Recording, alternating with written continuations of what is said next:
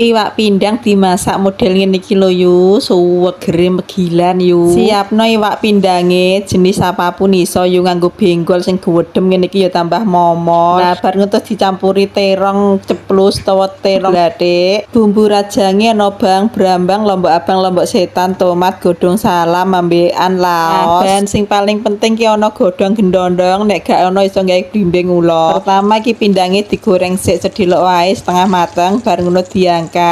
Bekase minyak mang digongso bumbu rajange, digongso sampai ambune wangi sampai layu. Lebokno geprekan laos karo godhong salam, goreng neh sedhilok, terus bar ngono tambahi banyu sak cukupe. Nah, nek wis ngene iki tutupi pancine, jarno umop. Nek wis umop, lebokno terong blathik sing wis diirisi, tambahi lombok rawit utuhan, tutup neh jarno teronge mang medhuk. Lah nek wis medhuk ngene iki, lebokno pindang sing wis dibuak rine, lebokno godhong gendondong diremes-remes sik, terus lebokno tomat irisan, bar ngono terus dikai uyah, gula, ambek kaldu bubuk, terus dimasakne sampai umop. Wis bar beres yu. Nah, wis dadi gampang masake, bumbune cukup dicemplung-cemplung tapi suwegere megilan yu.